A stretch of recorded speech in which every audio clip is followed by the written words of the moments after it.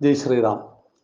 500 വർഷമായിട്ട് ഒരു ഷെഡിന്റെ ഉള്ളിൽ തളച്ചിടപ്പെട്ട നമ്മുടെ ശ്രീരാമചന്ദ്ര മഹാദേവനെ ഏറ്റവും അർഹമായ ശ്രീകോവിലിന്റെ ഉള്ളിലേക്ക് പ്രതിഷ്ഠാകർമ്മത്തെ നമ്മുടെ പ്രധാന സേവകൻ എന്ന് അദ്ദേഹം വിശേഷിപ്പിക്കുന്ന, എന്നാൽ ലോകാരാധ്യനായ നമ്മുടെ പ്രധാനമന്ത്രി തന്നെ ആ കർമ്മത്തെ നിർവഹിച്ച ഒരു ശുഭ സന്തോഷ മുഹൂർത്തത്തിൽ പാഠശാലയുടെ പ്രിയപ്പെട്ട കാര്യകർത്താക്കൾ നമ്മളെല്ലാവരും ഒന്നിച്ചു ചേർന്നിരിക്കുകയാണ്.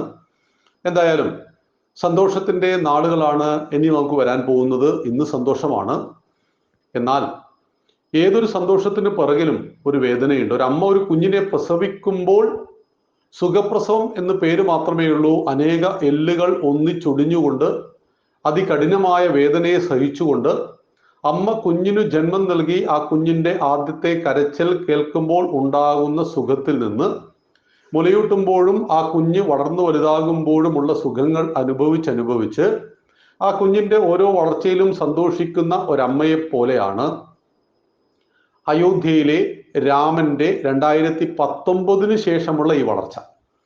2019 വിധി വന്നത്.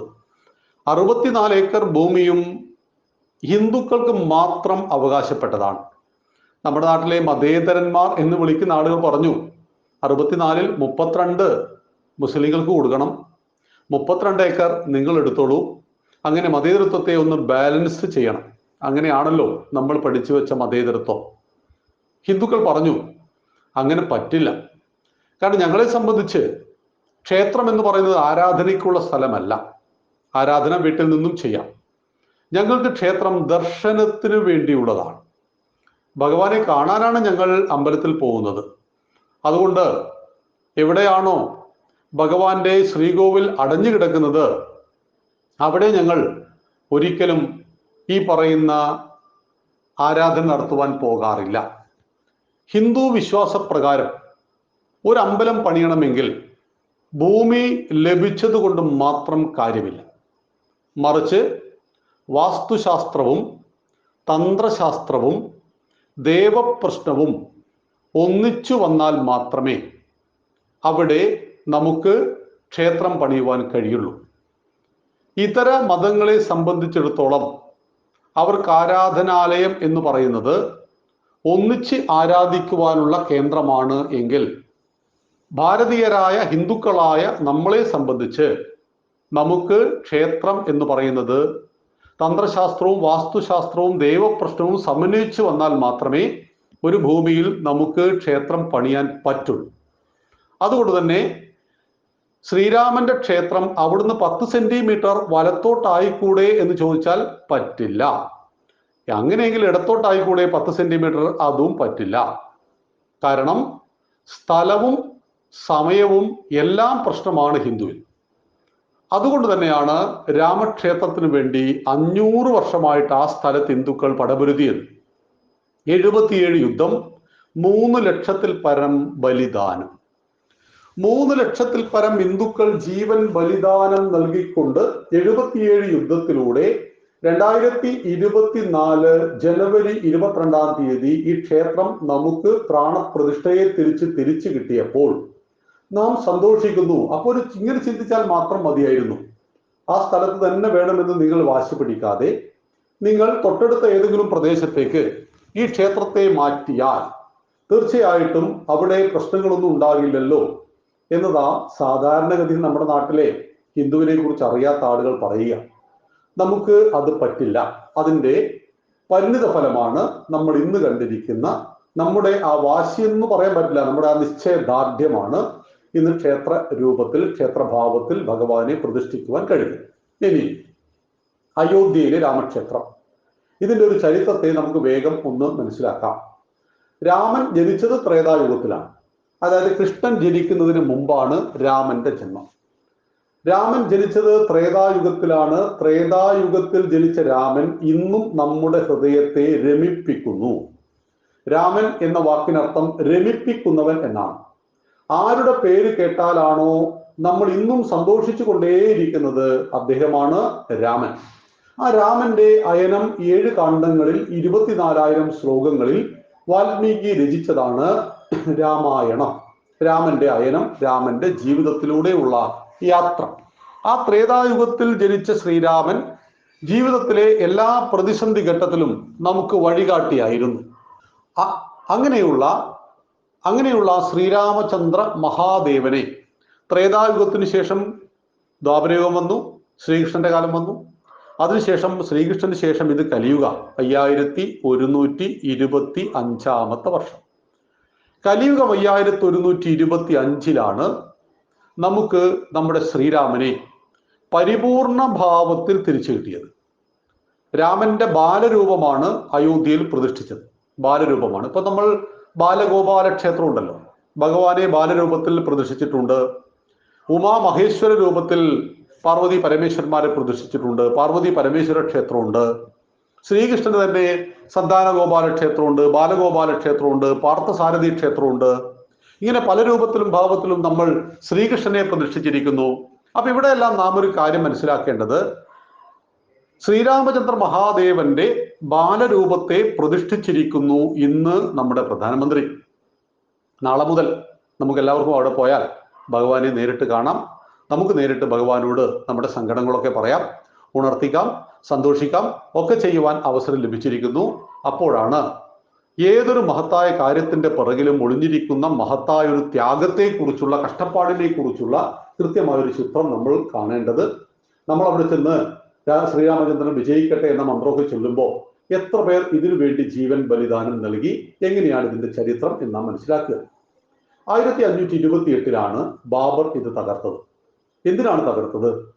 ഇസ്ലാം മത വിശ്വാസപ്രകാരം 16 ടൈപ്പ് ആളുകൾക്കാണ് അവർ നരകം വിധിച്ചിരിക്കുന്നത്. 16 പേരെയും പറയാൻ നമുക്കിപ്പോൾ സമയമില്ല. നിങ്ങൾ ഖുറാൻ വായിക്കണം, വായിച്ച് പഠിച്ചിട്ട് കാര്യങ്ങളെ വിലയിരുത്തണം. ഞാൻ പറയുന്നതോ മറ്റൊരാൾ പറയുന്നതോ അന്ധമായിട്ട് അംഗീകരിക്കുകയോ അത് ഫോളോ ചെയ്യുകയോ വേണ്ടതില്ല. യുക്തിയുക്തം ഉപാധേയം വചനം ബാലകാദപി. യുക്തിക്ക് ചേരുന്നത് പിഞ്ചുകുട്ടി പറഞ്ഞാൽ പോലും സ്വീകരിക്കണം. അന്യത് യുക്തിരഹിതമായത് തൃണമിവത്യാജ്യം, പുല്ലുപോലെ വലിച്ചെറിയണം. അപ്യുക്തം പത്മജന്മന. സാക്ഷാൽ ബ്രഹ്മാവ് വന്നിട്ട് നമ്മുടെ യുക്തിക്ക് ചേരാത്തത് പറഞ്ഞാൽ പുല്ലുപോലെ വലിച്ചെറിയണം. നമ്മുടെ നേതാക്കന്മാര് സ്റ്റേജിന്മേൽ കയറിയാൽ പറയും എല്ലാ മതങ്ങളുടെയും തത്വം ഒന്നാണെന്ന്. അപ്പൊ അവരോട് നിങ്ങൾ ചോദിക്കണം, നീ ഖുറാൻ വായിച്ചിട്ടുണ്ടോ? ഇല്ല. നീ ബൈബിൾ വായിച്ചിട്ടുണ്ടോ? ഇല്ല. നീ ഭഗവത്ഗീത കണ്ടിട്ടുണ്ടോ? ഇല്ല. പിന്നെ നീ എന്തടിസ്ഥാനത്തിലാണ് എല്ലാ മതങ്ങളുടെയും തത്വം ഒന്നാണെന്ന് പറഞ്ഞത്? അത് നേതാവ് ക്ലാസ്സിൽ പറഞ്ഞിട്ടുണ്ട്. ഇതായിരിക്കും മറുപടി. അപ്പൊ നേതാവ് ക്ലാസ്സിൽ പറഞ്ഞ വിഡ്ഢിത്തങ്ങളെ വീണ്ടും വീണ്ടും പറയുന്നവരല്ല നമ്മൾ.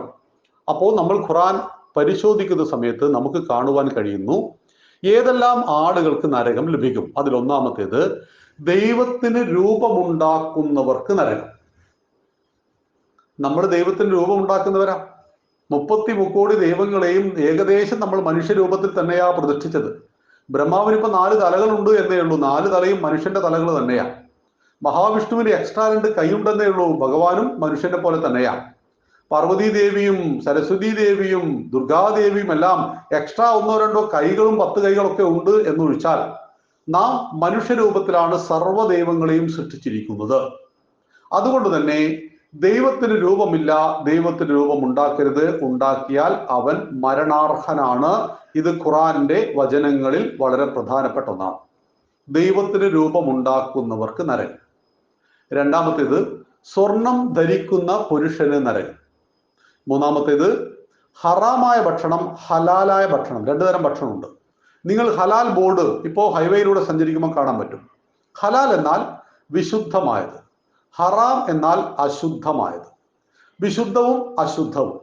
ഹറാമായ ഭക്ഷണം എന്ന് പറഞ്ഞാൽ ഒരു ഹിന്ദു അറുത്ത കോഴി ഇറച്ചി ഹറാമാണ്. ഒരു ക്രിസ്ത്യാനി അറുത്ത ആടിന്റെ ഇറച്ചി ഇസ്ലാമിനെ സംബന്ധിച്ച് ഹറാമാണ്. ഹലാൽ എന്ന ബോർഡ് കണ്ടാൽ നാം മനസ്സിലാക്കണം, ഇസ്ലാം മത വിശ്വാസപ്രകാരം മാത്രം പാചകം ചെയ്യപ്പെടുന്ന ഭക്ഷണ പദാർത്ഥങ്ങളാണ് അവിടെ വിൽക്കുക എന്നതാണ് ഹലാൽ എന്നതുകൊണ്ട് ഉദ്ദേശിക്കുന്നത്. അപ്പോ ഹറാമായ ഭക്ഷണം കഴിക്കുന്നവൻ എന്ന് വെച്ചാൽ പ്രധാനമായിട്ടും പന്നി മാംസം കഴിക്കുന്നവനാണ്. പന്നി മാംസം ഇസ്ലാം മത വിശ്വാസപ്രകാരം ഇസ്ലാമിന്റെ ഈ ഒരു കോപത്തിൽ നിന്ന് രക്ഷപ്പെട്ട ഒരൊറ്റ മൃഗേ ഉള്ളൂ, അത് പന്നി മാത്രമാണ്. പന്നി ഭാഗ്യം ചെയ്ത ജന്മാണ്. കാരണം പന്നി ഇവരൊന്നും ചെയ്യില്ല. കാരണം പന്നിക്ക് സ്വൈരായിട്ട് ജീവിക്കാം. ബാക്കി എല്ലാ ജീവജാലങ്ങളും കൊന്നു തിന്നുവാനുള്ളതാണെന്ന് പറയുമ്പോഴും പന്നി മാംസം കഴിക്കുന്നവന് നിത്യ നരകം എന്ന് പറയപ്പെടുന്നു. അങ്ങനെ പിന്നെ പറയുന്നു മദ്യപാനിക്ക് നരകം എന്നൊക്കെ പറയുമ്പോൾ കേരളത്തിൽ നല്ലൊരു ശതമാനം ആളുകൾക്ക് നരകമായിരിക്കും. കാരണം 50 രൂപയുടെ മദ്യമാണ് 700 രൂപയ്ക്ക് വാങ്ങി കുടിക്കുന്നത്. അപ്പൊ ഇങ്ങനെ കുറെ 16 കാറ്റഗറിയിൽപ്പെട്ട ആളുകൾക്ക് നരകം, വ്യഭിചാരിക്കുന്ന നരകം, അതൊക്കെ നമുക്ക് മനസ്സിലാക്കാം. ഇങ്ങനെ ഒരുപാട് ആളുകൾക്ക് നരകം എന്ന് പറയുമ്പോൾ അതിലേറ്റവും ഒന്നാമതായിട്ട് പറയുന്ന നരകമാണ് ദൈവത്തിന് രൂപമുണ്ടാക്കുന്നവർക്ക് നരകം. അപ്പൊ ഇസ്ലാം മത വിശ്വാസപ്രകാരം മഹാത്മാഗാന്ധിക്ക് നരകമാണ് കിട്ടുക. കോൺഗ്രസ്സുകാർ എത്ര നെഞ്ചത്തടിച്ച് നിലവിളിച്ചിട്ടും കാര്യമൊന്നുമില്ല. ഇസ്ലാം മത വിശ്വാസപ്രകാരം മഹാത്മാഗാന്ധിയുടെ സങ്കല്പമാണ് രാമരാജ്യം. 1919 ശേഷം ദക്ഷിണാഫ്രിക്കയിൽ നിന്ന് സ്വാതന്ത്ര്യ സമരം ഏറ്റെടുക്കുവാൻ ഭാരതത്തിലേക്ക് വന്ന ഗാന്ധിജിയെ ആർക്കും പരിചയം ഉണ്ടായിരുന്നില്ല. മഹാത്മാഗാന്ധിയെ സ്വീകരിക്കുവാൻ ഭാരതം തയ്യാറായില്ല. ഒരു കൈയിൽ തുളസിമാലയും മറു കൈയിൽ ഭഗവത്ഗീതയുമായി ഗ്രാമഗ്രാമാന്തരങ്ങളിൽ യാത്ര ചെയ്ത മഹാത്മാഗാന്ധിയോട് നിരക്ഷരനായിട്ടുള്ള ഒരു പറ്റം ഭാരതീയർ ചോദിച്ചു, അല്ലയോ ഗാന്ധിജി, സായിപ്പിനെ ഓടിച്ചിട്ട് നമ്മളിപ്പോ ഏത് രാജ്യം ഉണ്ടാക്കാൻ പോകുന്നത്? എന്തായാലും ഗാന്ധിയുടെ മറുപടി രാമരാജ്യം. പിന്നീട് ഒരു ഉത്തരവും നൽകേണ്ടി വന്നില്ല. സായിപ്പിനെ ഓടിച്ചിട്ട് നാം ഉണ്ടാക്കാൻ പോകുന്ന രാജ്യത്തിന്റെ പേര് രാമരാജ്യമാണ് എന്ന് ആദ്യമായി പ്രഖ്യാപിച്ചത് മോഹൻദാസ് കരംചന്ദ് ഗാന്ധി എന്ന നമ്മുടെ പ്രിയപ്പെട്ട മഹാത്മജി ആയിരുന്നു. രാമരാജ്യം, അദ്ദേഹം ഒരിക്കൽ പറയുകയുണ്ടായി, രാജ്യത്തിന് സ്വാതന്ത്ര്യം കിട്ടിയില്ലെങ്കിൽ പോലും സമ്പൂർണ്ണ ഗോവധ നിരോധനം നടപ്പിലാക്കപ്പെടുന്ന ഒരു രാജ്യത്തെ എനിക്ക് കാണേണ്ടതുണ്ട് എന്ന്. അപ്പൊ പശുവിനെ കൊല്ലുന്നതിനോട് അങ്ങേയറ്റം വെറുപ്പ് പ്രഖ്യാപിച്ച രാമരാജ്യം എന്ന സങ്കല്പത്തെ ജനങ്ങളോട് ഉറക്കെ വിളിച്ചു പറഞ്ഞു. വാക്കും പ്രവൃത്തിയും തമ്മിൽ ബന്ധമില്ലായിരുന്നു എന്ന് കാലം തെളിയിച്ചു. അങ്ങനെ പറഞ്ഞ മഹാത്മാഗാന്ധിയുടെ വാക്കുകളെ ജനങ്ങൾ വിശ്വസിച്ചു. സായിപ്പിനെ ഓടിക്കണം, പകരം രാമരാജ്യം. എന്തിനേറെ 1992 കല്യാൺ സിംഗ് ഉത്തർപ്രദേശിൽ അധികാരത്തിൽ വന്നു. BJP അന്ന് എന്താ ചെയ്തതെന്നറിയോ? നിങ്ങൾക്ക് ശൗചാലയം പണി തരാം, നിങ്ങൾക്ക് ഗ്യാസിന്റെ കണക്ഷൻ തരാം, ഇതൊക്കെ ഇപ്പൊ കിട്ടുന്നുണ്ടല്ലോ. ഇതൊന്നും പറഞ്ഞില്ല. ഞങ്ങൾ അധികാരത്തിൽ വന്നാൽ രാമക്ഷേത്രം പണിത് തരാം, ഒരൊറ്റ വാഗ്ദാനം. ഞങ്ങൾ അധികാരത്തിൽ വന്നാൽ രാമക്ഷേത്രം പണിത് തരും. എന്ത് സംഭവിച്ചു എന്നറിയോ? മുലായം സിംഗ് യാദവിനെ കടപുഴക്കി എറിഞ്ഞുകൊണ്ട്, മായാവതിയെ കടപുഴക്കി എറിഞ്ഞുകൊണ്ട് കല്യാൺ സിംഗ് അധികാരത്തിൽ വന്നു. എന്താ വാഗ്ദാനം? അപ്പൊ എത്രമാത്രം ആഴത്തിൽ രാമൻ ആ പാവങ്ങളുടെ ഉള്ളിൽ ജീവിച്ചിരിക്കുന്നു. രാമനെ രാഷ്ട്രീയവൽക്കരിക്കുന്നു. അതെ, രാമനെ രാഷ്ട്രീയവൽക്കരിക്കണം. രാമൻ രാഷ്ട്രീയ വിഷയമാണ്. രാഷ്ട്ര സംബന്ധിയായതാണ് രാഷ്ട്രീയം. ഈ രാഷ്ട്രത്തിലെ ബഹുഭൂരിപക്ഷം വരുന്ന ഹിന്ദു രാമക്ഷേത്രം വേണമെന്ന് ആഗ്രഹിച്ചപ്പോൾ നിങ്ങൾ പറഞ്ഞു ബാബരി മസ്ജിദ് മതിയെന്ന്. രാമക്ഷേത്രം ഉണ്ടാക്കി തരാം എന്ന് പറഞ്ഞവരുടെ കൂടെ ഹിന്ദുക്കൾ നിന്നു. അത്രമാത്രമേ ഉള്ളൂ. സംഭവം വളരെ സിമ്പിൾ ആണല്ലോ. രാമക്ഷേത്രം ഉണ്ടാക്കി തരാമെന്ന് BJP പറഞ്ഞു. രാമക്ഷേത്രം വേണ്ട എന്ന് കോൺഗ്രസ്, കമ്മ്യൂണിസ്റ്റ് പാർട്ടിയും പറഞ്ഞു. അവർ ഇന്നും ആ പ്രതിഷ്ഠാകർമ്മത്തിൽ പങ്കെടുത്തിട്ടില്ല. മഹാത്മാഗാന്ധി സ്വപ്നം കണ്ട രാമരാജ്യത്തിന്റെ കേന്ദ്രം അയോധ്യയിലെ രാമക്ഷേത്രം ആയിരിക്കണമെന്ന് നമ്മൾ ആഗ്രഹിച്ചു. അങ്ങനെ മഹാത്മാഗാന്ധിയുടെ നേതൃത്വത്തെ ഭാരതം സ്വീകരിച്ച് മുന്നോട്ട് പോകുമ്പോൾ ഇന്ത്യൻ യൂണിയൻ മുസ്ലിം ലീഗും മുഹമ്മദ് അലി ജിന്നയും കൂടി പറഞ്ഞു, ഭൂരിപക്ഷം ഹിന്ദുക്കൾ ജീവിക്കുന്ന ഭാരതം എന്ന രാജ്യത്തിൽ അള്ളാഹുവിന്റെ ഖുറാനിൽ പറയും പോലെ ഞങ്ങൾക്ക് ജീവിക്കുവാൻ സാധ്യമല്ല. അതുകൊണ്ട് തന്നെ ഭാരതത്തെ വെട്ടിമുറിച്ച് ഇസ്ലാമിനൊരു ഇസ്ലാമിക രാഷ്ട്രം വേണം. ഇത് ലാൽ ഇസ്ഹാഖ് എന്ന് പറയുന്ന ലഘുലേഖയിലൂടെ നമുക്ക് ലഭ്യമാണ്. മഹാത്മാഗാന്ധി പറഞ്ഞു, എന്നെ വെട്ടിമുറിച്ചതിന് ശേഷം മാത്രമേ ഭാരതത്തെ വെട്ടിമുറിക്കുവാൻ ഞാൻ അനുവദിക്കുള്ളൂ. നെഹ്റുജി പറഞ്ഞു, ലീഗ് ഒരു ചത്തകുതിരയാണ്, വിഭജനം ജിന്നയുടെ ദിവാസ്വപ്നം മാത്രമാണ് എന്ന്. ഈ രണ്ട് നേതാക്കന്മാരെയും ഹിന്ദുക്കൾ കണ്ണടച്ച് വിശ്വസിച്ചു. കണ്ണടച്ചാരെയും വിശ്വസിക്കരുത്. അങ്ങനെ വിശ്വസിച്ചതിന്റെ പണിയാണ് നമുക്ക് ഹിന്ദുക്കൾക്ക് കിട്ടിയത്. 1942 ക്വിറ്റ് ഇന്ത്യ പ്രക്ഷോഭം, ഡു ഓർ ഡൈ, പൊരുതുക അല്ലെങ്കിൽ മരിക്കുക. ലക്ഷക്കണക്കിന് ഹിന്ദുക്കൾ ആ മഹാത്മാഗാന്ധിയുടെ സമരത്തിന് പിറകിൽ അണിനിരന്നു. സമരം നടന്നു. പക്ഷേ ബ്രിട്ടീഷ് സർക്കാർ അതിനെ അടിച്ചൊതുക്കി. 42-നും 47-നും ഇടയിൽ പറയത്തക്ക സ്വാതന്ത്ര്യ സമര മുന്നേറ്റങ്ങൾ ചരിത്രത്തിൽ എവിടെയും കാണുവാനില്ല. ഉണ്ടോ? നിങ്ങൾ പഠിക്കണം. 1942 ക്വിറ്റ് ഇന്ത്യ പ്രക്ഷോഭം പരാജയപ്പെട്ടിട്ട് അവിടെ അങ്ങോട്ട് സ്വാതന്ത്ര്യം കരഗതമാകുന്ന 5 വർഷത്തിനിടയിൽ പറയത്തക്ക സ്വാതന്ത്ര്യ സമര മുന്നേറ്റങ്ങളൊന്നും ഇന്ത്യയുടെ ചരിത്രത്തിൽ രേഖപ്പെടുത്തിയിട്ടില്ല. 45-ൽ ബ്രിട്ടീഷ് പാർലമെന്റിലേക്ക് തെരഞ്ഞെടുപ്പ് വന്നു. രാജ്യം വിഭജിക്കണം എന്ന് പറയുന്ന ലീഗ് ഒരു ഭാഗത്ത്, രാജ്യം വെട്ടിമുറിക്കരുത്, അതിനു മുമ്പ് എന്നെ കൊല്ലണം എന്ന് പറയുന്ന മഹാത്മാഗാന്ധിയുടെ കോൺഗ്രസ് ഒരു ഭാഗത്ത്. പ്രിയമുള്ളവർ, റിസൾട്ട് വന്നപ്പോൾ 80% സീറ്റും കോൺഗ്രസ് തൂത്തുവാരി. ഇന്ന് കാണുന്ന ജമ്മു കാശ്മീരിൽ പോലും കോൺഗ്രസിനായിരുന്നു ഭൂരിപക്ഷം. രാജ്യം ഒരിക്കലും വിഭജിക്കപ്പെടില്ല എന്ന് ആരാഗ്രഹിച്ചു? ഭാരതം ആഗ്രഹിച്ചു. ഭാരതത്തിലെ ഹിന്ദുക്കൾ ആഗ്രഹിച്ചു. ഭാരതമാതാവിനെ ഇനി വെട്ടിമുറിക്കരുത് എന്നവർ ആഗ്രഹിച്ചു, പ്രഖ്യാപിച്ചു. 1946-ൽ പ്രത്യക്ഷ സമര ദിനമായിട്ട് ആചരിക്കുവാൻ മുഹമ്മദ് അലി ജിന്ന ആഹ്വാനം ചെയ്തു. കൽക്കത്തയിലും നവഖാലിയിലും ഹിന്ദു കൂട്ടക്കുരുതികൾ നടന്നു. അതായത്, നിങ്ങൾ സമാധാനത്തിന്റെ മാർഗത്തിൽ ഞങ്ങൾ ചോദിച്ച പാകിസ്ഥാൻ തന്നില്ലെങ്കിൽ ഹിന്ദുവിന്റെ കഴുത്തരിഞ്ഞിട്ട് ഞങ്ങളത് സ്വന്തമാക്കും എന്ന് പറയുന്നതായിരുന്നു പ്രത്യക്ഷ സമരം. ചരിത്രത്തിൽ നിങ്ങൾ പ്രത്യക്ഷ സമരം എന്നടിച്ചു കഴിഞ്ഞാൽ നിങ്ങൾക്ക് മുസ്ലിം ലീഗിന്റെ പ്രത്യക്ഷ സമരത്തെക്കുറിച്ചുള്ള ഡീറ്റെയിൽസ് ഗൂഗിളിൽ തന്നെ ലഭ്യമാണ്. 947 ജൂൺ 3 അവസാനത്തെ വൈസ്രോയിയായ ലൂയി മൗണ്ട് ബാറ്റൻ പ്രഭു ആകാശവാണിയിലൂടെ ലോകത്തോട് വിളിച്ചു പറഞ്ഞു, ഞങ്ങൾ ഇന്ത്യ വിടാൻ പോവുകയാണ്. ഇന്ത്യയെ ഞങ്ങൾ രണ്ടായി വിഭജിച്ചിരിക്കുന്നു. ഒന്ന് ഇന്ത്യൻ യൂണിയൻ, ഒന്ന് പാകിസ്ഥാൻ യൂണിയൻ. 540 നാട്ടുരാജ്യങ്ങൾക്ക് ഇഷ്ടമുള്ള യൂണിയന്റെ കൂടെ ചേരാം. ഇതായിരുന്നു പ്രഖ്യാപനം. 1947 ജൂൺ 20 അടിയന്തര AICCയുടെ സമ്മേളനം ലാഹോറിൽ വെച്ച് ചേർന്നു. പുരുഷോത്തം ദാസ് ടണ്ടന്റെയും ആചാര്യ കൃപലാനിയുടെ നേതൃത്വത്തിൽ കോൺഗ്രസിന്റെ അംഗങ്ങൾ ഒറ്റക്കെട്ടായിട്ട് പറഞ്ഞു, ഈ വിഭജനത്തെ നമ്മൾ അംഗീകരിക്കരുത്. കാരണം എന്നെ വെട്ടിമുറിച്ചതിന് ശേഷം മാത്രമേ ഭാരതത്തെ വെട്ടിമുറിക്കുവാൻ അനുവദിക്കൂ എന്ന് പറഞ്ഞ മഹാത്മാഗാന്ധിയുടെ കൺമുന്നിൽ വെച്ച് ഭാരതമാതാവിനെ മതത്തിന്റെ പേരിൽ വെട്ടിമുറിച്ച് ഇസ്ലാമിന് ഇസ്ലാമിക രാജ്യം ഉണ്ടാക്കി കൊടുത്തിരിക്കുന്നു. അതുകൊണ്ട് മതപരമായ ഈ വിഭജനത്തെ നമ്മൾ അംഗീകരിക്കുവാൻ പാടില്ല എന്ന് പറഞ്ഞു. ഒടുവിൽ മഹാത്മാഗാന്ധി എഴുന്നേറ്റിട്ട് പറഞ്ഞൊരു വാക്കുണ്ട്, ഇന്ത്യയെ ദൈവത്തിന് വിടുക, നേതാക്കളെ വിശ്വസിക്കുക. പ്രിയമുള്ളവരെ, അന്നും ഇന്നും കോൺഗ്രസിൽ അവസാനത്തെ വാക്ക് ഗാന്ധിയുടേതാണ്. ഒറിജിനൽ ഡ്യൂപ്ലിക്കേറ്റ് എന്ന വ്യത്യാസം മാത്രമേ ഉള്ളൂ. ഗാന്ധിജി പറഞ്ഞ ആ വാക്ക് അക്ഷരം പ്രതി ആ കോൺഗ്രസിന്റെ സമ്മേളനം അംഗീകരിച്ചു. 47 ഓഗസ്റ്റ് 15 സ്വാതന്ത്ര്യം മാത്രമായിരുന്നില്ല, വിഭജനം കൂടിയായിരുന്നു. ഭാരതമാതാവിന്റെ 1/4 ഭാഗം മതത്തിന്റെ പേരിൽ വെട്ടിമുറിച്ചതുപോലും അതിക്രൂരമായിരുന്നു. പഞ്ചാബിന്റെ പകുതി വെട്ടിമുറിച്ച് പടിഞ്ഞാറൻ പാകിസ്ഥാൻ, ബംഗാളിന്റെ പകുതി വെട്ടിമുറിച്ച് കിഴക്കൻ പാകിസ്ഥാൻ, നടുക്ക് 1600 കിലോമീറ്റർ നമ്മുടെ ഭാരതം. പടിഞ്ഞാറൻ പാകിസ്ഥാനിൽ നിന്ന് കിഴക്കൻ പാകിസ്ഥാനിലേക്ക് പോകുവാൻ 1600 കിലോമീറ്റർ ഇന്ത്യയിലൂടെ പോകണം. മുഹമ്മദ് അലി ജിന്ന ആദ്യം തന്നെ പറഞ്ഞത്, ഞങ്ങൾക്ക് ഒരു എക്സ്പ്രസ് ഹൈവേ വേണം, ഇടനാഴി വേണം. കിഴക്കൻ പാകിസ്ഥാനിൽ നിന്ന് പടിഞ്ഞാറൻ പാകിസ്ഥാനിലേക്ക് പോകുവാൻ ഞങ്ങൾക്കൊരു വിശാല റോഡ് വേണമെന്ന് പറഞ്ഞപ്പോൾ ഇത് ശരിയല്ലേ എന്ന് ചോദിച്ചവരായിരുന്നു കോൺഗ്രസിലെ നല്ലൊരു ശതമാനം നേതാക്കളും. പക്ഷേ ആ തലവേദനയെ ഒഴിവാക്കിയത് ഇന്ദിരാഗാന്ധിയാണ്. 71 ഇന്ത്യ പാക് വാറിൽ ബംഗ്ലാദേശിനെ പാകിസ്ഥാനിൽ നിന്ന് വിമോചിപ്പിച്ചു, ഒരു സ്വതന്ത്ര രാജ്യമാക്കി. അതോടുകൂടി അയ്യൊരു വലിയ കടമ്പ നമുക്ക് സ്വാതന്ത്ര്യം കിട്ടി, ഒരു 20 വർഷങ്ങൾക്ക് ശേഷം ഒഴിവായി കിട്ടി. ഞാൻ പറഞ്ഞു വന്നത്, 947 ഓഗസ്റ്റ് 15 സ്വതന്ത്ര ഭാരതം ഉണ്ടായി എന്ന് നമ്മൾ അഭിമാനിക്കുമ്പോഴും ഹിന്ദുക്കൾ പ്രതീക്ഷിച്ചു രാമക്ഷേത്രം ഇനി കോൺഗ്രസ് നിർമ്മിച്ചു തരും. കാരണം മുസ്ലിങ്ങൾക്ക് വേണ്ടി നമ്മൾ പ്രത്യേക രാജ്യം കൊടുത്തു, ഈ മണ്ണിനെ വെട്ടിമുറിച്ച് അവർക്കുള്ള രാജ്യം കൊടുത്തു, ബാക്കിയുള്ളവരും സമാധാനത്തിൽ ജീവിക്കട്ടെ, ഒരു കുഴപ്പമില്ല. പക്ഷേ മഹാത്മാഗാന്ധി സ്വപ്നം കണ്ട രാമരാജ്യ സങ്കല്പത്തിലെ രാമന്റെ ക്ഷേത്രം കോൺഗ്രസും നെഹ്റുജിയും നിർമ്മിച്ചു തരും എന്ന ഒരു സ്വപ്നത്തിൽ ജീവിച്ച ഹിന്ദുവിന്റെ മുന്നിൽ രാമക്ഷേത്രത്തിന്റെ വാതിൽ എന്നേക്കുമായി കോൺഗ്രസ് കൂട്ടിയടച്ചു. ഒരു കാരണവശാലും നിങ്ങൾക്ക് രാമക്ഷേത്രം നിർമ്മിക്കാൻ പറ്റില്ലെന്ന് മാത്രമല്ല, ഭൂരിപക്ഷം ജനങ്ങൾ കിട്ടാത്ത അവകാശങ്ങളും ആനുകൂല്യങ്ങളും ഭരണഘടനയിലെ പ്രത്യേക ആർട്ടിക്കിൾ ഉണ്ടാക്കി ന്യൂനപക്ഷം എന്ന് പറയുന്ന രീതിയിൽ മുസ്ലിങ്ങൾക്കും കുറച്ച് ക്രിസ്ത്യാനികൾക്കും കൊടുക്കാൻ തുടങ്ങി. ഹിന്ദുക്കൾ പറഞ്ഞു, പാകിസ്ഥാൻ കൊടുത്തുകൊണ്ട് കുഴപ്പമൊന്നുമില്ല, ശരി, അന്നത്തെ കാലഘട്ടത്തിൽ നിങ്ങൾ പാകിസ്ഥാൻ കൊടുത്തേ മതിയാവുള്ളൂ. പക്ഷെ അവശേഷിച്ച ഭാരതത്തിൽ ഹിന്ദു, മുസ്ലിം, ക്രിസ്ത്യാനി, ജൂതൻ, പാഴ്സി എന്ന് വേർതിരിക്കാതെ, ക്ലാസ് മുറിയിൽ നമ്മുടെ കുട്ടിയോട് മതം ചോദിക്കാതെ എല്ലാവരെയും ഒന്നായി കാണൂ, നിങ്ങൾ എന്തിനാണ് ഭരണകൂടം മതം ചോദിക്കുന്നത് എന്ന് ചോദിച്ചു. പക്ഷെ ഇതൊന്നും ബധിരകർണങ്ങൾ കേട്ടില്ല. സ്വാതന്ത്ര്യം കിട്ടിയ ഭാരതത്തിൽ ന്യൂനപക്ഷം എന്ന് പറയുന്ന പ്രത്യേക വകുപ്പുകൾ ചേർക്കപ്പെട്ടു. ഭൂരിപക്ഷം ഹിന്ദുക്കൾ കിട്ടാത്ത അവകാശങ്ങൾ ഇന്നും ന്യൂനപക്ഷം ജനങ്ങൾ കിട്ടുന്ന ലോകത്തിലെ ഏക രാഷ്ട്രം ഈ ഭാരതം മാത്രം.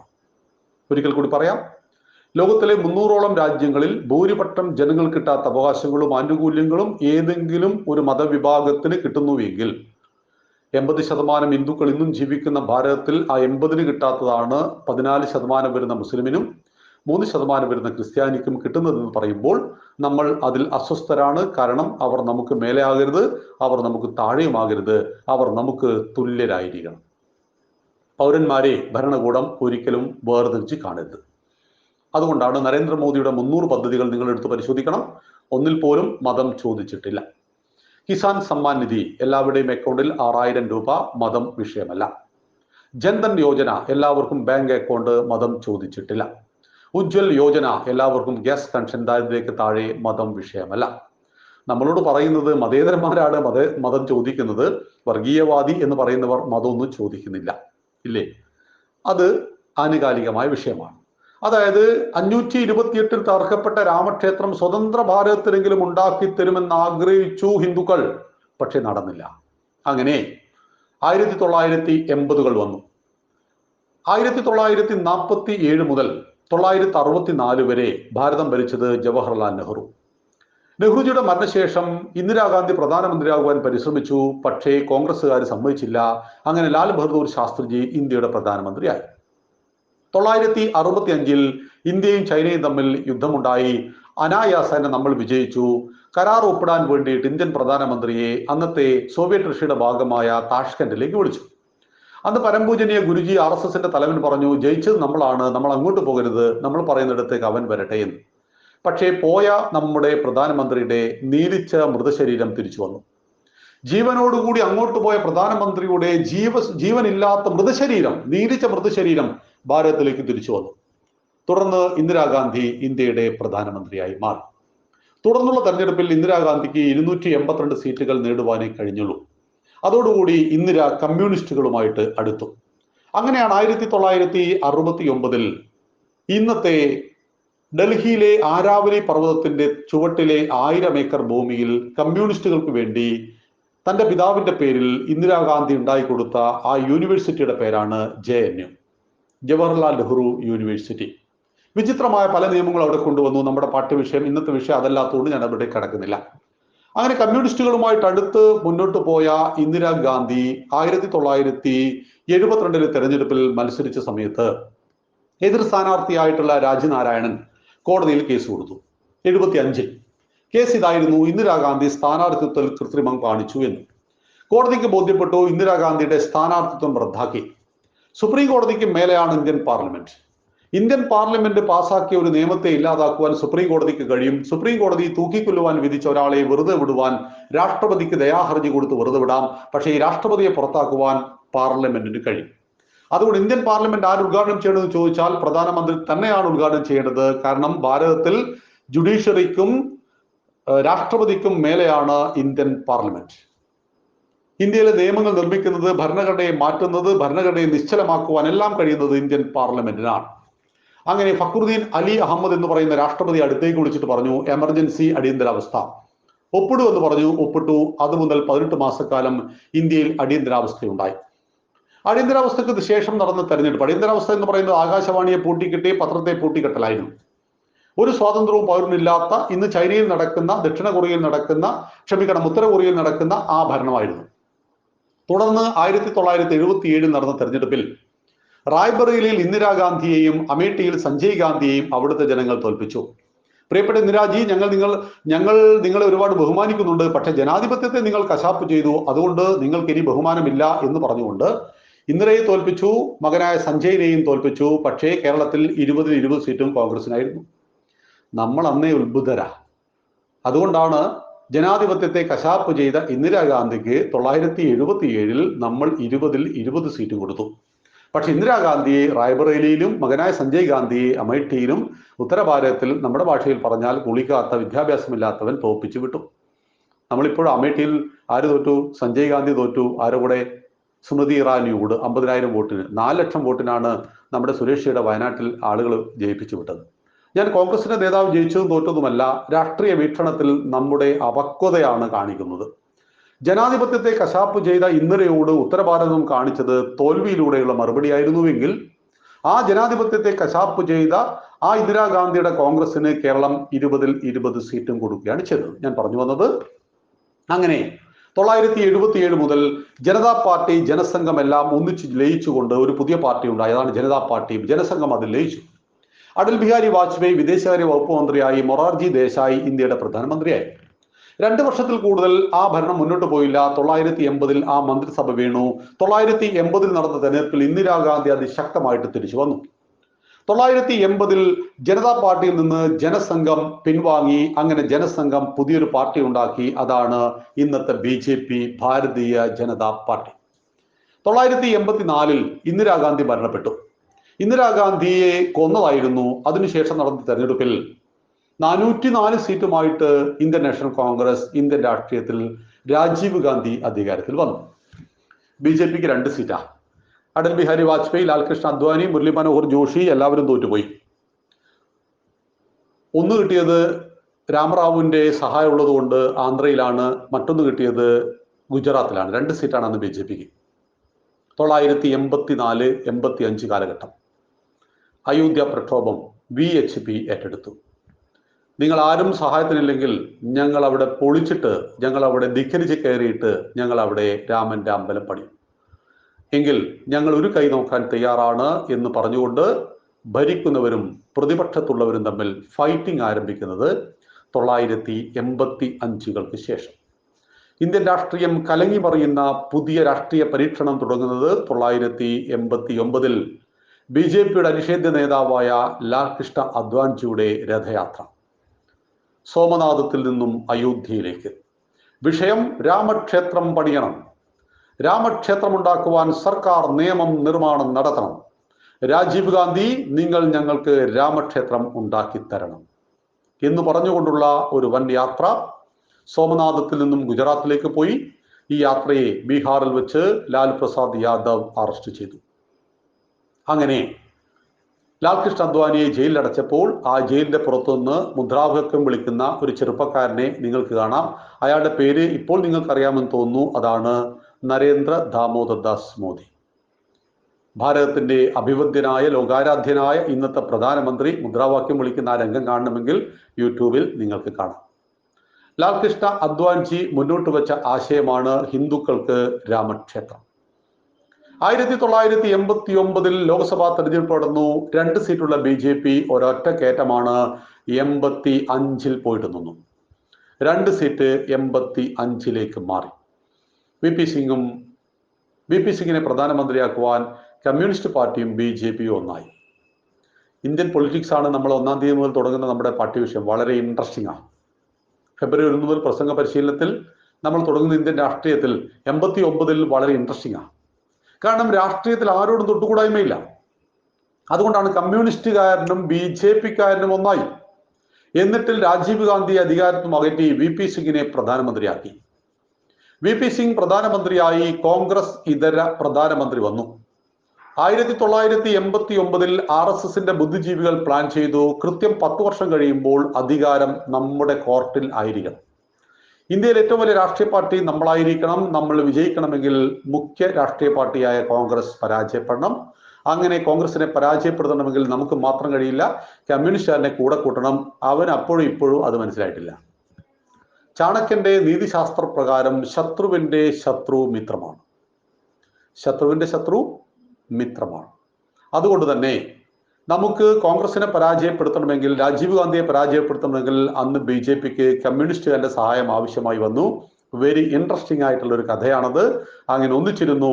അവർ രാജീവിനെ അധികാരത്തിൽ നിന്ന് അകറ്റി.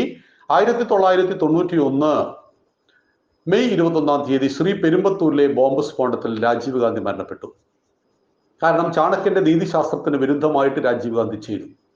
നിങ്ങളുടെ തൊട്ടടുത്ത വീട്ടിൽ ഒരു ബഹളം കേൾക്കുന്നു, നിങ്ങൾ ഓടിച്ചെല്ലുന്നു, ഭാര്യയും ഭർത്താവും തമ്മിൽ പൊരിഞ്ഞ വഴക്കാണ്, നിങ്ങൾ കയറിയിട്ട് ചുമ്മാ അതിൽ ഇടപെടരുത്. ഇടപെട്ടാൽ അവർ കത്തിക്കുത്തുണ്ടാക്കിയാൽ ചിലപ്പോൾ നിങ്ങളുടെ വയറ്റിൽ ആ കത്തി കയറുവാൻ സാധ്യതയുണ്ട്. ഒരു രാജ്യത്തിന്റെ ഉള്ളിലെ ആഭ്യന്തര കലഹമുണ്ടാകുമ്പോൾ അതിൽ ഇടപെടുന്നത് ശ്രദ്ധിച്ചു വേണം. രാജീവ് ഗാന്ധി ശാന്തിസേനയെ അയച്ചു. ശാന്തിസേന LTTക്ക് പണി കൊടുത്തു. LTT രാജീവ് ഗാന്ധിയെ ഇല്ലാതാക്കി. ഇസ്രായേലും ഹമാസ് തമ്മിൽ യുദ്ധം ചെയ്യുന്നു. ഇന്ത്യൻ പ്രധാനമന്ത്രി ചോദിച്ചു, എന്താ പരിപാടി? ഞങ്ങളുടെ പിന്തുണ ഇസ്രായേലാണ്, എന്നാൽ ഹമാസിലെ അല്ലെങ്കിൽ ഗാസയിലുള്ള ജനങ്ങൾക്ക് ഞങ്ങൾ ഭക്ഷണവും കൊടുക്കും. എന്തൊരു മനോഹരമായ നിലപാട്! ഇസ്രായേലിന്റെ ബോംബാക്രമണത്തെയൊക്കെ ഞങ്ങൾ അനുകൂലിക്കുന്നു, പക്ഷെ ഗാസയിൽ നിരപരാധികളായ കുറെ സ്ത്രീകളുണ്ട്, കുഞ്ഞുങ്ങളുണ്ട്, അമ്മമാരുണ്ട്, അവർക്ക് ഞങ്ങൾ ഭക്ഷണം കൊടുക്കും. കൃത്യമായ നടപടിയായിരുന്നു. സത്യമുള്ളത് ഇവരുടെ കൂടെ ആയതുകൊണ്ട് അവിടെ കൂടെയാണ് ഞങ്ങൾ നിൽക്കുക. ദുരിതം അനുഭവിക്കുന്നത് ഗാസക്കാരായതുകൊണ്ട് അവർക്ക് ഞങ്ങൾ ഭക്ഷണവും കൊടുക്കും. രാജീവ് ഗാന്ധിക്ക് ഈ ചാണക്യന്റെ തന്ത്രത്തെ അറിയില്ല. കാരണം ചാണക്യന്റെ നീതിശാസ്ത്രം മോദിയെ വായിച്ചിട്ടുള്ളൂ, അത് രാജീവ് ഗാന്ധി വായിച്ചിരുന്നില്ല. അതുകൊണ്ട് തന്നെ അദ്ദേഹത്തിന് സ്വന്തം ജീവൻ കൊടുക്കേണ്ടി വന്നു. അതിൽ നമുക്ക് സങ്കടമുണ്ടാകണം. കാരണം നമ്മുടെ രാജ്യത്തിന്റെ പ്രധാനമന്ത്രി മറ്റൊരു രാജ്യത്തെ സഹായിക്കുവാൻ പോയിട്ട് മരിച്ചതിൽ നമ്മൾ ഒരിക്കലും സന്തോഷിക്കരുത്. നമ്മൾ ദുഃഖിക്കണം, അദ്ദേഹത്തിന് ആദരാഞ്ജലികൾ അർപ്പിക്കണം. ഇന്ദിരാഗാന്ധിയുടെ മരണത്തിലും നമ്മൾ ദുഃഖിക്കണം. ഇന്ദിരാഗാന്ധി മരിച്ചത് ഇന്ദിരാഗാന്ധിക്ക് വേണ്ടി ആയിരുന്നില്ല. മുസ്ലിങ്ങൾക്ക് പാകിസ്ഥാൻ കൊടുത്തപ്പോൾ ഖാലിസ്ഥാൻ വാദമുണ്ടായി. സിഖുകാർ പറഞ്ഞു ഞങ്ങൾക്ക് ഖാലിസ്ഥാൻ വേണം. സിഖ് മതക്കാർക്ക് വേണ്ടി മറ്റൊരു രാജ്യം വേണം. അതിന്നും പ്രബലമാണ്. കാനഡയിൽ ഇരുന്ന് കളിക്കുന്നു എന്ന് മാത്രം. ആ ഖാലിസ്ഥാൻ വാദത്തെ ഇല്ലാതാക്കുവാൻ അതിന്റെ ഉപജ്ഞാതാവായ ഭിന്ദ്രൻവാലയെ കൊല്ലുവാൻ തീരുമാനിച്ചു. ആ ഭിന്ദ്രൻവാല സുവർണക്ഷേത്രത്തിൽ ഒളിച്ചിരുന്നു. അങ്ങനെ 1984 ഓപ്പറേഷൻ ബ്ലൂ സ്റ്റാർ നടത്തുവാൻ അനുവാദം കൊടുത്തു ഇന്ദിരാഗാന്ധി. ആ ഓപ്പറേഷൻ ബ്ലൂ സ്റ്റാർ നടന്നു. ആ ഓപ്പറേഷൻ ബ്ലൂ സ്റ്റാറിൽ ഭിന്ദ്രൻവാലയും 400 പരം ഭീകരന്മാരെയും കൊന്നു. നിരവധി സൈനികരും മരണപ്പെട്ടു. എന്നാൽ സുവർണക്ഷേത്രം മലിനമാക്കിയ ഇന്ദിരാഗാന്ധിയോട് പ്രതിഷേധിക്കുവാൻ തീരുമാനിച്ചു. ഇന്ദിരാഗാന്ധിയുടെ കൂടെ നടക്കുന്ന സെക്യൂരിറ്റി ഫോഴ്സിനെ സ്വാധീനിച്ചു പിടിച്ച് ഇന്ദിരാഗാന്ധിയെ സ്വന്തം സെക്യൂരിറ്റിയെ കൊണ്ട് തന്നെ വെടിവെച്ച് കൊല്ലിപ്പിച്ചു. ഇന്ദിരാഗാന്ധിയും രാജീവ് ഗാന്ധിയും മരിച്ചത് രാഷ്ട്രത്തിന് വേണ്ടിയാണെന്ന് പറയുവാൻ നാം സാന്ദർഭികവശാൽ മറന്നു പോകരുത്. നന്ദികേട് ഒന്നിലും കാണിക്കുവാൻ പാടില്ല. രാഷ്ട്രത്തിന് വേണ്ടി ആരെന്ത് ചെയ്താൽ അത് കമ്മ്യൂണിസ്റ്റ് പാർട്ടിയുടെ ഒരു തിയറിയാണ്. നിങ്ങളുടെ എതിർകക്ഷിയിലുള്ളവൻ എത്ര നല്ലവനാണെങ്കിലും അവൻ എത്ര മോശപ്പെട്ടവനാണെന്ന് നിങ്ങൾ നിരന്തരം പറഞ്ഞുകൊണ്ടിരിക്കുക. നമ്മൾ ഒരിക്കലും അത് ചെയ്യരുത്. മറ്റുള്ളവരുടെ നന്മകളെ അംഗീകരിക്കുവാൻ തീർച്ചയായിട്ടും നമുക്ക് കഴിയണം. അങ്ങനെ രാജീവ് ഗാന്ധിയുടെ മരണത്തിന് ശേഷം 5 വർഷക്കാലം നരസിംഹറാവു ഇന്ത്യയുടെ പ്രധാനമന്ത്രിയായി. കേവല ഭൂരിപക്ഷം കിട്ടിയില്ല. 23 കക്ഷികളെ കൂടെ ചേർത്തുകൊണ്ട് അദ്ദേഹം രാജ്യം ഭരിച്ചു. എന്നാൽ 96 മുതൽ നമ്മുടെ കാലം വന്നു, ഹിന്ദുവിന്റെ കാലം. BJP 122 സീറ്റിലേക്ക് കുതിച്ചു ചാടി. പിന്തുണ കൊടുത്തു ജയലളിത, പിന്തുണ പിൻവലിച്ചു ജയലളിത. 13 ദിവസം പ്രായമുള്ള മന്ത്രിസഭ വീണു. പിന്നീട് 13 മാസം ഭരിച്ചു. പിന്നീട് അങ്ങോട്ട് 5 വർഷക്കാലം അടൽ ബിഹാരി വാജ്പേയി എന്ന RSSന്റെ പ്രചാരകനായ പ്രധാനമന്ത്രി 99 മുതൽ 2004 വരെ ഭാരതം ഭരിച്ചു. ഭാരതത്തിനൊരു കാര്യം ബോധ്യമായി. അതുവരെ 5 വർഷം ആർക്കും ഭരിക്കുവാൻ കഴിഞ്ഞില്ല. ദേവഗൌഡ ഭരിച്ചു, ചന്ദ്രശേഖർ ഭരിച്ചു, IK ഗുജറാൾ ഭരിച്ചു, മൊറാർജി ദേശായി ഭരിച്ചു. ഡൽഹിയിലൂടെ വഴി നടക്കുന്നവനെല്ലാം പ്രധാനമന്ത്രിയാകുന്ന ഒരു കാലഘട്ടം. 30 സീറ്റുള്ള ദേവഗൌഡ ഇന്ത്യയുടെ പ്രധാനമന്ത്രിയായി. രാജ്യം അപമാനത്തിന്റെയും അഴിമതിയുടെയും കൂത്തരങ്ങായി. രാജ്യത്തിന്റെ കരുതൽ സ്വർണം കൊണ്ടുപോയി ചന്ദ്രശേഖർ പണയം വെച്ച ഒരു കാലഘട്ടമുണ്ടായി. അന്നാണ് പിച്ച തണ്ടിയത് ഭാരതം. അന്നാണ് നമ്മുടെ ഒരു പാട്ടുണ്ടായത്.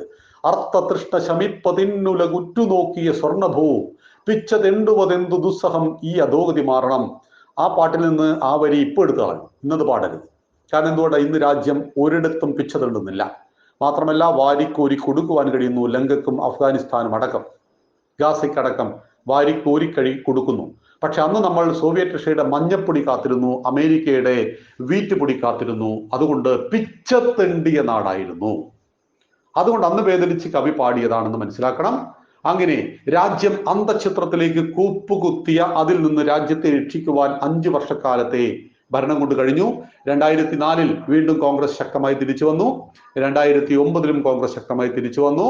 രാജ്യം അഴിമതിയുടെ അപമാനത്തിന്റെ പടുകുടിയിലേക്ക് ചവിട്ടിത്താഴ്ത്തപ്പെട്ട 2004 to 2014 രാജ്യം ഒരു രക്ഷകനെ ശരിക്കും തേടുകയായിരുന്നു.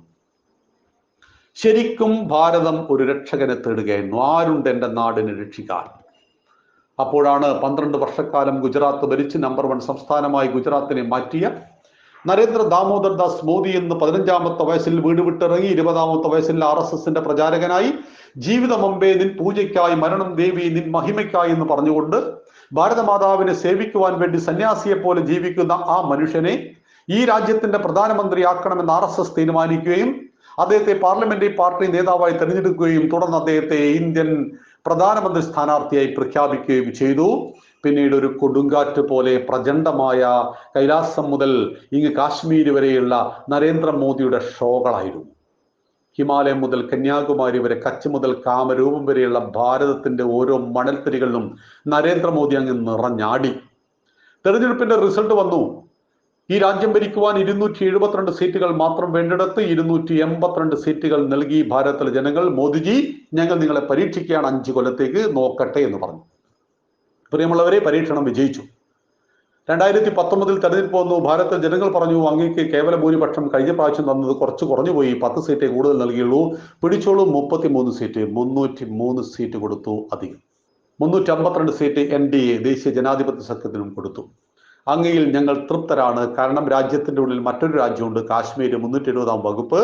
അവർ നിറഞ്ഞാടുകയാണ്, നമ്മുടെ രാജ്യത്തെ അവഹേളിക്കുകയാണ്, അതൊന്നും എടുത്തു തരണം. 370ാം വകുപ്പ് എടുത്തു. ഇന്ന് കാശ്മീർ ഇന്ത്യയിലെ 28 സംസ്ഥാനങ്ങളിൽ 1 മാത്രം. മുത്തലാഖ് നിരോധിക്കണം, സ്ത്രീകളെ അന്തസ്സോടുകൂടി ജീവിക്കുവാൻ മുസ്ലിം സ്ത്രീകൾക്ക് അനുവാദം വേണം, അത് ചെയ്തു.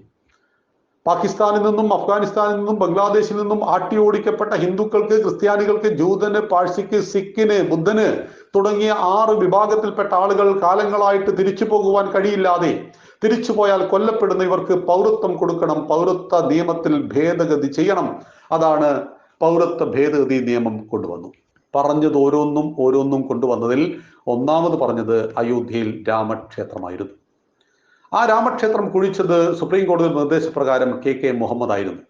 ഞങ്ങൾക്ക് അഭിമാനിക്കാം, ഞങ്ങളുടെ കോഴിക്കോട് ജില്ലയിലെ കൊടുവള്ളിയിലാണ് അദ്ദേഹം. അദ്ദേഹത്തെ കാണുവാൻ ഞങ്ങൾ 25-ാം തീയതി പോകുന്നുണ്ട്. അദ്ദേഹത്തെ സുപ്രീം കോടതി നിർദ്ദേശപ്രകാരം അദ്ദേഹം കുഴിച്ചു. ആദ്യം പള്ളിയുടെ ചില അംശമൊക്കെ കിട്ടി. കുഴിച്ച് താഴേക്ക് പോയപ്പോൾ രാമക്ഷേത്രത്തിന്റെ ഭാഗങ്ങൾ ഓരോന്നും വരാൻ തുടങ്ങി. പ്രിയമുള്ളവർ, അയോധ്യയിൽ പോകണ്ടേ? അയോധ്യയിൽ പോകുമ്പോൾ അന്ന് പൊങ്ങി വന്ന എല്ലാ സാധനവും എടുത്തിട്ട് ഒരു ഗ്ലാസ് ചില്ല് കൂട്ടിൽ ഇട്ട് വെച്ചിട്ടുണ്ട്, നമുക്ക് കാണാം. KK മുഹമ്മദും കൂട്ടരും കുഴിച്ചെടുത്ത ആ വിധിയിലൂടെ അവർ പറഞ്ഞു, ഇത് രാമക്ഷേത്രം തന്നെ. ഈ രാമക്ഷേത്രം തകർത്ത് ദുഷ്ടനായ എന്നൊന്നും പറഞ്ഞിട്ടില്ല, ഈ രാമക്ഷേത്രം തകർത്തിട്ടാണ് ബാബർ എന്ന് പറയുന്ന വ്യക്തി അയാളുടെ പേരിൽ ഒരു കെട്ടിടം ഇവിടെ പണിതത്. അമ്പലത്തിന്റെ മുകളിലാണ് ഈ പള്ളി പണിയപ്പെട്ടതെന്ന് പറഞ്ഞത് നിങ്ങളോ ഞാനോ അല്ല, ഒരു RSSകാരനോ BJP കാരനോ അല്ല, ഒരു ഹിന്ദു പോലുമല്ല. സാംസ്കാരിക ഹിന്ദുവാണ്, മതപരമായ ഹിന്ദു പോലുമല്ല, മുസ്ലിമായ KK മുഹമ്മദ്. സുപ്രീം കോടതി ഈ കേസ് വീണ്ടും പഠിച്ചു. വീണ്ടും 5 ജഡ്ജിമാർ ആഴത്തിൽ പഠിച്ചു. ആർക്കിയോളജിക്കൽ സർവേ ഓഫ് ഇന്ത്യ പറഞ്ഞിരിക്കുന്നു, ആധികാരികമായി പറഞ്ഞിരിക്കുന്നു, ഇത് അമ്പലത്തിന് മുകളിൽ പണിത പള്ളിയാണ്, കെട്ടിടമാണ്. അതുകൊണ്ട് ഇതിന്റെ 64 ഏക്കർ ഭൂമിക്കും 1 തുണ്ട് ഭൂമിക്കും മറ്റാരും അർഹരല്ല. അത് അയോധ്യയിലെ ശ്രീരാമ ക്ഷേത്ര ട്രസ്റ്റിന് വിട്ടുകൊടുക്കേണ്ടതാണ് ഈ സ്ഥലം. സുപ്രീം കോടതിയിൽ 5 ജഡ്ജിമാർ ഒരു മുസ്ലിം ജഡ്ജിയും പരിശോധിച്ചു. 2019 ഈ 64 ഏക്കർ ഭൂമിയും പരിപൂർണമായും ഹിന്ദുക്കൾക്ക് വിട്ടുകൊടുത്തു. നമ്മുടെ നാട്ടിൽ കത്തും കൊലപാതകം ഉണ്ടാകും എന്ന് പറഞ്ഞു, പക്ഷേ ഒരു തീപ്പെട്ടിക്കുള്ളി പോലും കത്തിയില്ല. ഹിന്ദുക്കളും മുസ്ലിങ്ങളും പരസ്പരം ലഡു മധുരങ്ങൾ പരസ്പരം വിതരണം ചെയ്തുകൊണ്ട് അവർ ഈ വിധിയെ സ്വാഗതം ചെയ്തു. എവിടെയും ഒന്നും ഉണ്ടായില്ല. അന്ന് തുടങ്ങിയതാ 4000 ആളുകൾ ഊണും ഉറക്കവുമില്ലാത്ത പണി. 2000 കോടി രൂപയാണ് ട്രസ്റ്റ് നമ്മളോട് ആവശ്യപ്പെട്ടത്. അംബാനിയും അദാനിയും ടാറ്റയും ബിർളയും പറഞ്ഞു, ഞങ്ങളൊരു 500 കോടി വെച്ച് തരാം, നിങ്ങളുടെ 500 കോടി നിങ്ങളുടെ കയ്യിലിരിക്കട്ടെ, 500 രൂപ തന്നേക്കൂ എന്ന് പറഞ്ഞു ട്രസ്റ്റ്. കാരണം ഭാരതത്തിലെ ഓരോ പൗരനിൽ നിന്നും കളക്ഷൻ ചെയ്തെടുക്കുന്ന 10 രൂപ, 20 രൂപ, 50 രൂപ, 100 രൂപ നോട്ട് കൊണ്ടായിരിക്കണം ഈ അമ്പലം പണിയേണ്ടത്. അതിൽ നിങ്ങൾക്ക് കോൺട്രിബ്യൂഷൻ ഉണ്ട്, എനിക്കും അതിൽ സംഭാവനയുണ്ട്. ഞാനും 1000 രൂപ കൊടുത്തിട്ടുണ്ട്. ഞങ്ങളുടെ നാട്ടിൽ നിന്ന് 10 രൂപയും 50 രൂപയും 100 രൂപയും ഞങ്ങൾ കളക്ട് ചെയ്തിട്ടുണ്ട്. അങ്ങനെ ഈ പണം ഞങ്ങൾ നേരിട്ട് അയോധ്യ ട്രസ്റ്റിന്റെ അക്കൗണ്ടിലേക്ക് QR കോഡ് സ്കാൻ ചെയ്ത് അയച്ചു കൊടുത്തു. 1000 ആയി, 2000 കോടിയായി, 3000 കോടിയായി, 4000 കോടിയായി, 4600 കോടിയായപ്പോൾ ആ ട്രസ്റ്റ് പറഞ്ഞു, ദയവായിട്ട് പൈസ അയച്ച് ഞങ്ങളെ ബുദ്ധിമുട്ടിക്കരുത് എന്ന്. 2000 കോടിക്ക് പറഞ്ഞു, 4600 കോടി കൊടുത്തു ഹിന്ദു. അത്രയും പണം അവിടെ സ്റ്റോക്കാം. അതിൽ എത്ര ചെലവഴിച്ചു എന്നും നമുക്കറിയില്ല, പക്ഷെ അതൊക്കെ തക്ക സമയത്ത് നമ്മൾ അറിഞ്ഞിരിക്കും. അങ്ങനെ ക്ഷേത്രത്തിന്റെ പണി 2019 തുടങ്ങി. കഴിഞ്ഞ 6-7 മാസം മുമ്പ് തന്ത്രിവര്യന്മാരുടെയും മഹാ ആചാര്യന്മാരുടെയും സംഗമം നടന്നു. നമ്മുടെ നാട്ടിലെ ചില കമ്മ്യൂണിസ്റ്റുകളൊക്കെ പറയും, അമ്പലത്തിന്റെ പണി കഴിയാതെ പ്രതിഷ്ഠിക്കാൻ പാടുണ്ടോ, ഇയാൾക്ക് എന്താ അമ്പലം. നമ്മുടെ നാട്ടിലൊരു ചൊല്ലുണ്ട്, കാട്ടുകോഴിക്ക് എന്ത് ശങ്കരാന്തി എന്ന്. ഇതുപോലെ ഈ ബുദ്ധിജീവികളെ സംബന്ധിച്ച് ഇവർക്ക് എന്തറിയാം? ക്ഷേത്രത്തിന്റെ പണി ഒരിക്കലും അവസാനിക്കില്ല. നിങ്ങളുടെ നാട്ടിലെ ക്ഷേത്രത്തിന്റെ പണിയൊക്കെ കഴിഞ്ഞോ? ക്ഷേത്രത്തിന്റെ പണി ഒരിക്കലും അവസാനിക്കില്ല. ക്ഷേത്രത്തിൽ ഭക്തന്മാരുടെ വരവിനനുസരിച്ച് ക്ഷേത്രം വികസിച്ചുകൊണ്ടേയിരിക്കും. ഇന്ന് അയോധ്യയിലെ രാമക്ഷേത്രം 75 ഏക്കർ ഭൂമിയാണ്. 10 കൊല്ലം കഴിഞ്ഞാൽ അത് 750 ഏക്കർ ഭൂമിയിലേക്ക് മാറും. ഇയർലി പ്രതീക്ഷിക്കുന്നത് 25 കോടി ആളുകളെ. 25 കോടിക്കും 50 കോടിക്കും ഇടയിൽ ഭക്തന്മാർ വരുവാൻ സാധ്യതയുള്ള ഒരു ക്ഷേത്രത്തിൽ 75 ഏക്കർ ഭൂമി പോരാ. അത് വളർന്നുകൊണ്ടേയിരിക്കും, പണി നടന്നുകൊണ്ടേയിരിക്കും. പണി മുഴുവൻ നടന്നതിന് ശേഷമാണ് അമ്പലത്തിൽ പ്രതിഷ്ഠ നടത്തേണ്ടതെങ്കിൽ ഇനിയും ഒരു 100 കൊല്ലം നമ്മൾ കാത്തിരിക്കേണ്ടി വരും. എവിടെയാണോ ശ്രീരാമചന്ദ്ര മഹാദേവനെ ഷെഡിൽ നിന്നും എടുത്ത് പ്രതിഷ്ഠിക്കേണ്ടത്, അതിന്റെ 1% പണി പോയിട്ട് ഒരു കടുകുമണിയുടെ പണി ഇപ്പോൾ ബാക്കിയില്ല. രാമനെ പ്രതിഷ്ഠിക്കേണ്ട സ്ഥലത്തിന്റെ ഒരു കടുകുമണിയുടെ പണി പോലും അവശേഷിക്കപ്പെടുന്നില്ല. എന്നാൽ മറിച്ച് അതിന്റെ കോമ്പൗണ്ട് വാള്, അവിടെയുള്ള മറ്റു മണ്ഡപങ്ങൾ, അങ്ങനെ പല പണിയും എടുക്കാനുണ്ട്. അതൊക്കെ ഏകദേശം വരാൻ പോവുക 2030 കൂടി സമ്പൂർണമായിട്ട് ഈ 75 ഏക്കർ ഭൂമിയിലെയും പണി കഴിയും. 1400 ഏക്കർ ഭൂമിയിൽ പ്ലാനിംഗ് സിറ്റി ഉണ്ട്, അന്താരാഷ്ട്ര എയർപോർട്ട് ഉണ്ട്, അന്താരാഷ്ട്ര നിലവാരത്തിലുള്ള റെയിൽവേ സ്റ്റേഷനുണ്ട്. അതൊന്നും പണി തീർന്നിട്ടില്ല, പണി തീരുകയുമില്ല. കാരണം ഭക്തന്മാരുടെ എണ്ണം കൂടുന്നതനുസരിച്ച് 1000 ട്രെയിനാണ് ഇപ്പൊ പറഞ്ഞിരിക്കുന്നത്, നാളെ അത് 10,000 ട്രെയിനാവും. കണ്ട് കാത്തിരുന്ന് കാണുക തന്നെ. അതുകൊണ്ട് പണി ഒരിക്കലും കഴിയില്ല. പക്ഷെ ഇപ്പോൾ രാമനെ പ്രതിഷ്ഠിച്ചത് അർഹമായ കൈകൾ കൊണ്ടാണ്, അർഹമായ സ്ഥലത്താണ്. പണിയെല്ലാം കഴിഞ്ഞിട്ടുണ്ട്. ഇപ്പൊ ഇവർക്കിടെ പ്രശ്നം, തന്ത്രിമാരോട് വലിയ സ്നേഹമുണ്ട് ഇവർക്ക്. പ്രധാനമന്ത്രി ഇത് പ്രതിഷ്ഠിക്കാൻ പാടുണ്ടോ എന്നാണ് ചോദ്യം. ഇപ്പൊ തന്ത്രിമാരുടെ ജഡ്ഡി നോക്കി നടന്ന നേതാക്കന്മാരാണ് ഇപ്പൊ തന്ത്രിമാരോട് വലിയ പ്രണയം. ശബരിമല സമയത്ത് നമ്മുടെ തന്ത്രിമാരെ ഇവർ അവഹേളിച്ചത് കേട്ടിട്ടുണ്ടോ നിങ്ങൾ? ഇവര് അണ്ടർവെയർ ധരിക്കാത്തവരാണ്, സന്യാസിമാരുടെ ആസനത്തിൽ കുന്തം കുത്തി കയറ്റണം എന്നൊക്കെ പറഞ്ഞ ആളുകൾക്ക് ഇന്ന് തന്ത്രിമാരോട് വലിയ പ്രണയമാണ്. എന്നിട്ട് പറഞ്ഞു, തന്ത്രിയാണോ നരേന്ദ്രമോദി? അതെ, തന്ത്രം പഠിച്ചവൻ തന്ത്രിയാണ്, മന്ത്രം പഠിച്ചവൻ മന്ത്രിയാണ്. എങ്കിൽ 20ാമത്തെ വയസ്സ് മുതൽ 33 വർഷക്കാലം 53ാമത്തെ വയസ്സ് വരെ മോദി എന്തൊക്കെ പഠിച്ചു എന്ന് നമുക്ക് ആർക്കറിയാം? തന്ത്രശാസ്ത്രം, വാസ്തുശാസ്ത്രം, ജ്യോതിഷം തുടങ്ങിയ സകല വിഷയങ്ങളിലും അഗ്രഗണ്യനായ മനുഷ്യനാണ്. ശാസ്ത്രബോധത്തിൽ വളരെ ആഴത്തിലാണ് അദ്ദേഹത്തിന്റെ നോളജ്. സത്യത്തിൽ ഭാരതീയ ധർമ്മശാസ്ത്രങ്ങളിൽ അദ്ദേഹത്തിന് വളരെ ആഴത്തിൽ വിവരമുണ്ട്. അദ്ദേഹം വളരെ മനോഹരമായിട്ട് കവിതകൾ എഴുതും. എന്നാൽ ഒന്നിനോടും അനാവശ്യമായിട്ട് അദ്ദേഹം പ്രതികരിക്കില്ല. അദ്ദേഹത്തിന്റെ പ്രതികരണം എല്ലാം തന്നെ നിശബ്ദമാണ്. പട്ടി കടിക്കാൻ വന്നാൽ ഓടണം എന്ന് പറയുന്ന ഒരു തിയറി ഉണ്ട്. പേപ്പട്ടിക്ക് അറിയില്ല ഇതായി മഹാത്മാഗാന്ധിയാണോ എന്നൊന്നും പേപ്പട്ടിക്ക് അറിയില്ല. അതുകൊണ്ട് കർമ്മം ചെയ്യേണ്ടവൻ കുരച്ചുകൊണ്ടിരിക്കരുത്, അവൻ കർമ്മം ചെയ്തുകൊണ്ടിരിക്കണം. കുരക്കുന്നവൻ കുരച്ചുകൊണ്ടേയിരിക്കും. അവിടെയാണ് നരേന്ദ്രമോദിജി ഇതൊന്നും മൈൻഡ് ചെയ്യുന്നില്ല. അദ്ദേഹം മുമ്പ് പറഞ്ഞിരുന്നു, നിങ്ങൾ എന്നെ കല്ലെടുത്തെറിയൂ, ഞാനൊരു കെട്ടിടം പണിയട്ടെ എന്ന്. നിങ്ങളെറിഞ്ഞ കല്ലുകൾ കൊണ്ട് ഞാനൊരു കോട്ടയെ പണിയും എന്ന് പറഞ്ഞു. ശരിയാണ്, അദ്ദേഹം പല കോട്ടകൾ ഭാരതത്തിൽ ഇവരെറിഞ്ഞ കല്ലെടുത്ത് പണിതുകൊണ്ടേയിരിക്കുകയാണ്. അവിടെയാണ് സ്വാഭിമാനത്തിന്റെ 500 വർഷങ്ങൾ. നഷ്ടപ്പെട്ടു പോയ തന്റെ ശ്രീരാമ ജന്മഭൂമി തിരിച്ചു കിട്ടുവാൻ വേണ്ടി 3 ലക്ഷത്തിൽ പരം ഹിന്ദുക്കൾ ജീവൻ ബലിദാനം നൽകി. അവരോടുള്ള നമ്മുടെ കടങ്ങളെ നമുക്ക് വീട്ടണം. എങ്ങനെ വീട്ടും? നമ്മൾ ഇന്ന് ചെന്നിട്ട് രാമക്ഷേത്രത്തിൽ ചെന്നിട്ട് ശ്രീരാമചന്ദ്രൻ വിജയിക്കട്ടെ എന്നൊരു ആവശ്യം ഉണ്ടാവും, വളരെ വളരെ ആവശ്യം ഉണ്ടാവും. പക്ഷെ ഓരോ രാമവിളികൾക്കപ്പുറം ഈ രാമനെ അവിടെ പ്രതിഷ്ഠിക്കുവാൻ വേണ്ടി ജീവൻ ബലിദാനം നൽകിയവരെ അറിയണം. കൽക്കത്തയിൽ നിന്ന് 2 സഹോദരന്മാർ തങ്ങളുടെ പെങ്ങളുടെ കല്യാണം നിശ്ചയിച്ചിട്ട് അവളോട് പറഞ്ഞു, മോളെ ഞങ്ങൾ തിരിച്ചു വരും, കർസേവ കഴിഞ്ഞ് ഞങ്ങൾ തിരിച്ചു വരും, നമുക്ക് ഒന്നിച്ച് കല്യാണം ആഘോഷിക്കാം, ആഘോഷമാക്കാം. അതാണ് കോത്താരി സഹോദരന്മാർ. മുലായം സിംഗിന്റെ വെടിയേറ്റ് സരയുവിൽ മരിച്ചു വീണ കോത്താരി സഹോദരന്മാർ തിരിച്ചെത്തിയിട്ടില്ല. 100 കണക്കിന് കർസേവകന്മാർ അന്ന് സരയുവിൽ പിടഞ്ഞു മരിച്ചു. കല്ലുകെട്ടി താഴ്ത്തി മുലായം സിംഗിന്റെ പോലീസ്. സരയു ചുവന്നു തൊടുത്തു. അത് സ്വയം സന്ധ്യയിലെ വെയിലേറ്റിട്ടല്ല, സ്വയം സേവകന്മാരുടെയും കർസേവകന്മാരുടെയും രക്തം കൊണ്ട്. 1528 ബാബർ തകർത്തപ്പോൾ ഹിന്ദുക്കൾ ഒരു പാട്ടുപാടിയിട്ടുണ്ട്. കോടി കോടി ഹിന്ദു മനസ്സിൽ ആവേശം നാം സൃഷ്ടിക്കും, രഘുവരനാണേ സത്യം, രഘുവരനാണേ സത്യം, ക്ഷേത്രം അവിടെ നിർമ്മിക്കും. ആ പാട്ട് ഇന്ന് 12 മണിക്ക് സ്റ്റോപ്പായി. ഇനി ആരും ആ പാട്ട് പാടേണ്ടതില്ല. രഘുവരനാണേ സത്യം 498 വർഷം മുമ്പ് പാടി. ക്ഷേത്രം അവിടെ നിർമ്മിക്കും, ഭവ്യക്ഷേത്രം നിർമ്മിക്കും. ഇത് മലയാളത്തിൽ നമ്മൾ പാടി, അന്ന് ഹിന്ദിയിൽ പാടിയ പാട്ടാണിത്. ആ തലമുറക്ക് രാമക്ഷേത്രം കാണുവാൻ ഭാഗ്യമുണ്ടായില്ല. അവരുടെ മക്കൾ ഇത് ഏറ്റെടുത്തു. ആ തലമുറക്കും കഴിഞ്ഞില്ല. പ്രിയമുള്ളവരെ, തലമുറകൾ 20 കഴിഞ്ഞു. 500 വർഷക്കാലത്തെ 5 നൂറ്റാണ്ടിന്റെ സഹനത്തിന്റെ, ത്യാഗത്തിന്റെ, രക്തരൂക്ഷിതമായ 77 യുദ്ധത്തിന്റെ, 3 ലക്ഷത്തിൽ പരം ധീരയോദ്ധാക്കളുടെ ബലിദാനത്തിന്റെ ചരിത്രം രേഖപ്പെടുത്തിയ അയോധ്യയിലെ രാമക്ഷേത്രം ഇന്ന് നമ്മുടെ മുന്നിൽ ഏത് അർഹമായ കൈകൊണ്ടാണോ അത് പ്രതിഷ്ഠ നിർവഹിക്കേണ്ടത്, അവിടെ പ്രതിഷ്ഠ നിർവഹിച്ച സന്തോഷത്തിന്റെ ഒരു ശുഭമുഹൂർത്തത്തിൽ നമ്മൾ പാഠശാലയിൽ ഒന്നിച്ചിരിക്കുമ്പോൾ രാമൻ രമിപ്പിക്കുന്നവൻ ആരുടെ പേര് കേട്ടാലാണോ ഇന്നും സന്തോഷം തോന്നുന്നത്, ആ രാമനെ കുറിച്ച് പഠിക്കുവാനുള്ള വരുന്ന ദിവസങ്ങളായിട്ട് അതിനെ മാറ്റുക. നമ്മൾ ഒരു വർഷം കഴിയുമ്പോൾ അയോധ്യാകാന്ഡം മുതൽ, ബാലകാന്ഡം മുതൽ ഉത്തരകാന്ഡം വരെ എനിക്ക് ഓരോ സന്ദർഭങ്ങളെ അറിയാം. രാമൻ എൻ്റെ ജീവിതത്തിന്റെ ഭാഗമാണെന്ന് പറയുവാനുള്ള പ്രതിജ്ഞയാവണം നമ്മുടേത്. രാമക്ഷേത്രത്തിന്റെ പ്രതിഷ്ഠയുടെ ആവേശം ഇന്നൊടുങ്ങിയാൽ രാമൻ നമ്മുടെ ആവേശമായിട്ട് സിരകളിൽ അലയടിക്കണം. രാമൻ എന്ന് പറയുന്നത് ധീരതയുടെ പ്രതീകമാണ്. രാമൻ ധർമ്മത്തിന്റെ പ്രതീകമാണ്. പാർവതീദേവി ഉമ മഹേശ്വരനോട് ചോദിച്ചു, ആരാണ് ലോകത്തിൽ ധർമ്മത്തിന്റെ പ്രതീകം?